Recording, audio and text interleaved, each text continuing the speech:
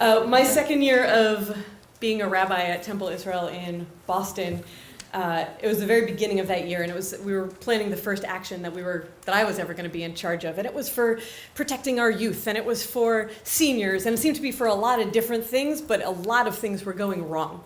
The principals of the schools they didn't want to come on that day. The head of the senior center decided that what we were doing was hogwash, and the parents were angry, and about a week and a half before the action, just like any action you've all run, about a week and a half before the action, I was at the end of my rope. I was really new at this, and I really didn't know what to do or how to make it the rest of that week and a half between that moment and the action in a way that would actually make something happen, make some justice happen for the issues we were working on. And I called my mentor, Mayor. And there may have been tears. I don't recall. There were tears, Enid. And I told Mayor what was up, and this was the moment of shift so much in my rabbinate. He said to me, you have a leadership team, which he knew the answer to that question. I said, yeah, there's about 15 people I'm working with, congregants, amazing people, rabbis, just great folks. And he said, what makes you think that this is your problem to solve alone? And I felt my rabbinate shift. I felt my world shift.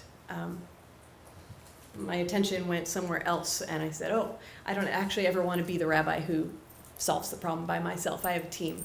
It's our team's action, it's our team's work, it's our team's success and win and victory, and it's our team's problem to solve. And that changed everything for me. So a number of you did fill out these cards, and so what I'm going to do is, here's the rules. I'm going to give you, if you wrote your name on a card, I'm going to give you that card to read, and you get to read the thing that is on the card. I'm asking you not to suggest that this is the first line of the dissertation that you wanted to give here this evening, but rather just read what's on the card, because they're brilliant, beautiful pieces. So the first person I'm going to ask to give is Bill. I'm going to give you a mic.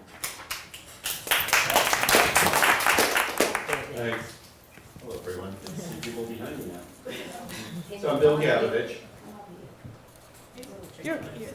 I'll get through it quickly. I'm going to make sure we can hear lots of different shifts. While this may not sound like a major shift, to me it truly felt like one. After 18 years practicing one area of law, 9 years ago I totally shifted my practice at the request of my company to a new area, an area in which I was not trained but was important to my company's success. I was scared at the time that I'd given up all the comfort of usually knowing the answer and being on firm footing to standing at the edge of the cliff with my toes over it. I was excited about the new challenge, the intellectual curiosity of the new and unknown, and felt the energy of the potential new discoveries. To date, I have not fallen off. And for those who wanted their story read but didn't put their name, I will take the honor of reading your story, your words here. My best friend in high school taught me by example to love my brother, who is now my very best friend. Before that, I resented him, withheld anything I could. I spent a lot of time with this friend. She was funny and loving and generous. If we bought something yummy, she saved the best piece for her little brother, and I could see her genuine pleasure as he enjoyed it. And she was so much happier than I, and she certainly had more fun with her brother. I simply decided to emulate her sisterly behavior, and it worked. My whole sullen teenager demeanor lifted, maybe not overnight, and I was the main beneficiary. So we'll continue this after the next storytellers.